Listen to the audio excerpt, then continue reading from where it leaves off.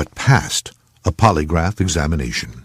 According to National Wildlife Magazine, the article written by George Harrison in 1970, editor of the magazine Dick Kirkpatrick basically contacted Roger Patterson and stated that he needed to take a polygraph test.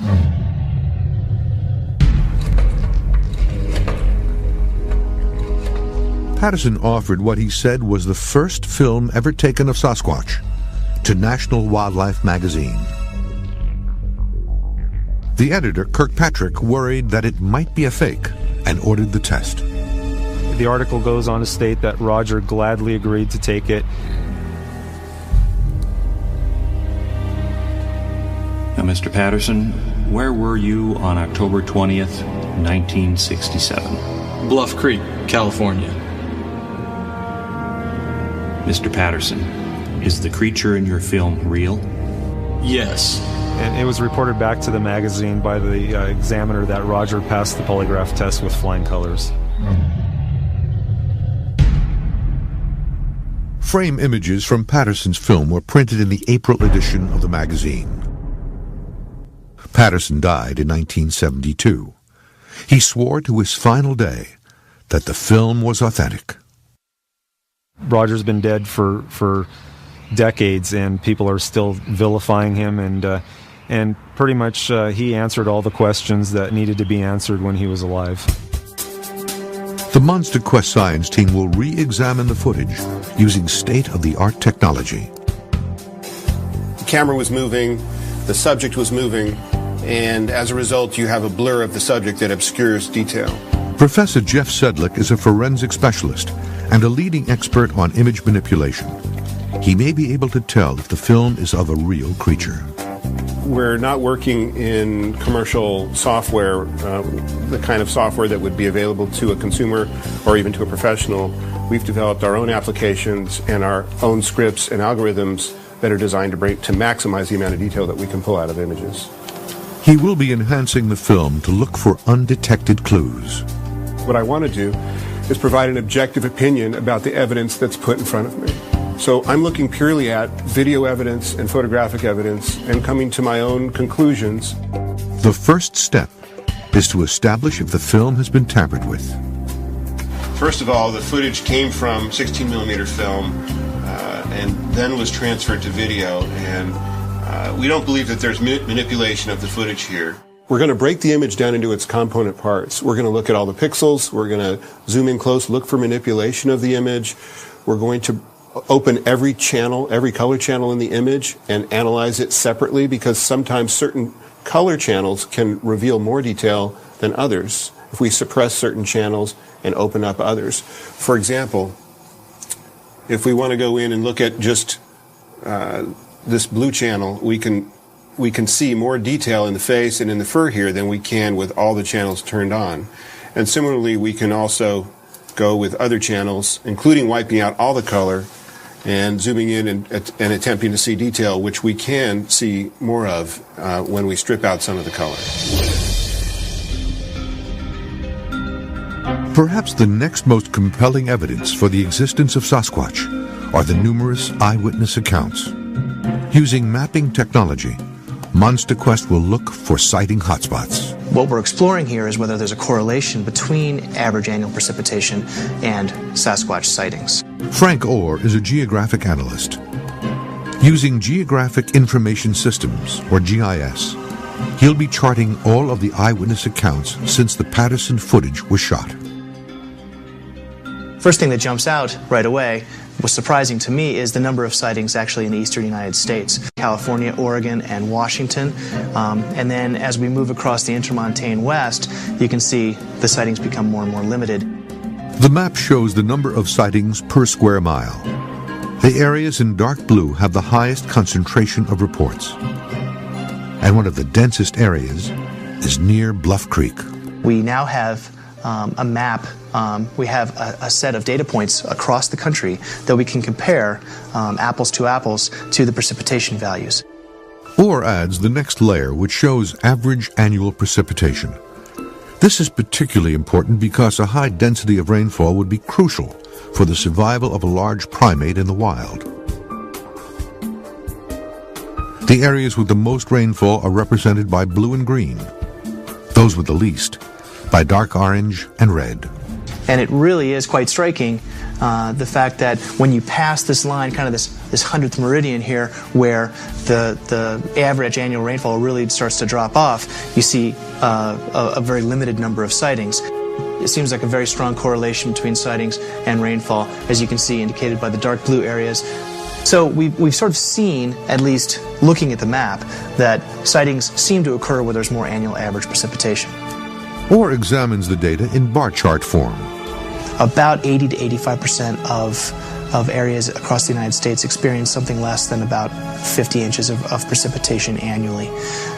If you look at the same bar chart for the sighting locations, you can see that most sighting locations actually tend to be in areas that are anywhere between 50 and 100 inches of precipitation a year.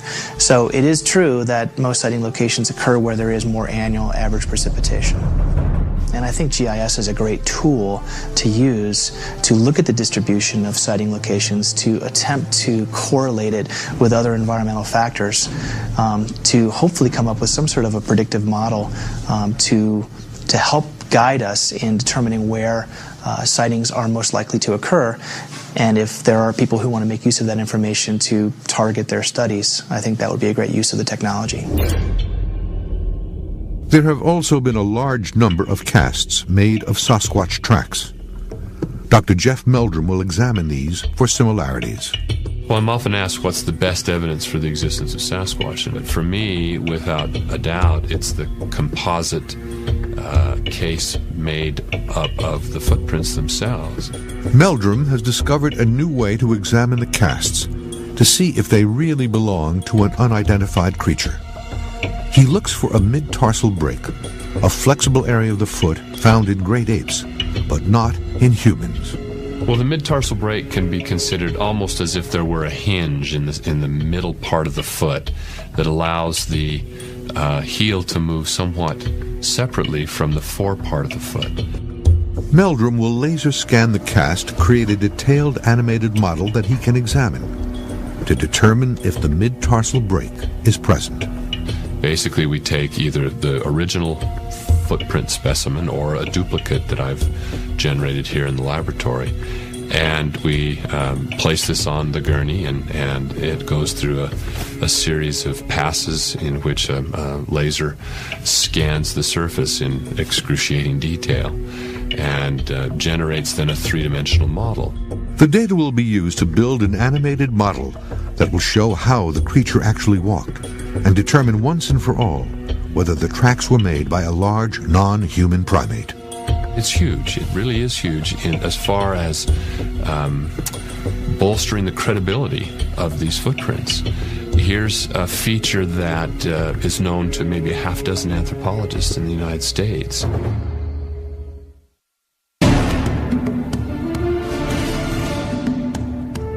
Monster Quest is conducting a special investigation of Sasquatch, looking at the best evidence of its existence. The Freeman footage, shot on video in 1994, is considered to be some of the most convincing photographic evidence since the Patterson film. It was shot in the Blue Mountains, located on the border of Oregon and Washington State.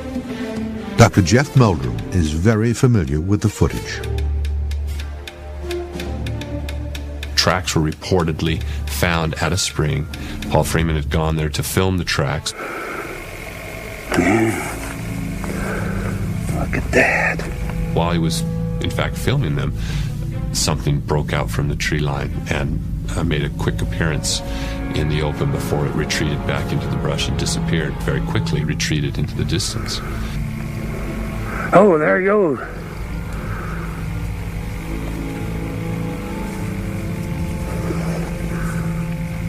Jesus. Paul Freeman, who filmed the event, was a Forest Service employee, but also a Sasquatch enthusiast. This prevented many from taking his report seriously and resulted in the Forest Service doing an internal investigation. His co-workers with the Forest Service, when they investigated his sighting and the associated footprints, were extremely impressed. They were impressed enough to bring in a Border Patrol tracker to examine it, to get to the bottom of it. They acknowledged that there had been footprints found in the area before Freeman ever arrived on the scene. About 9 inches long. Dr. Meldrum was able to meet Freeman before Freeman died in 2003. If I was pressed for an opinion on the Freeman video, I would say that the scale tips in the affirmative.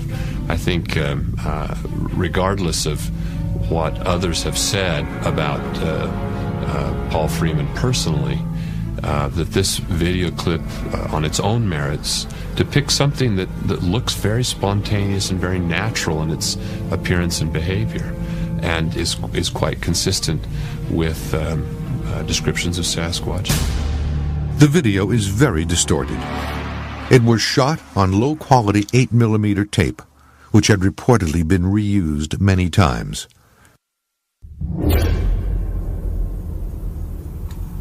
The science team's imaging expert, Jeff Sedlick, will try to clean up the image to get a better resolution of the video.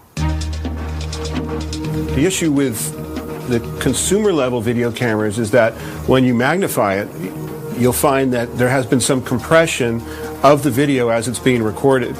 And when an image is compressed, it breaks it up into either tiny lines or tiny blocks, like building blocks. And once you get down to those building blocks, you can't get beyond it to see the detail that was originally received by the sensor of the camera.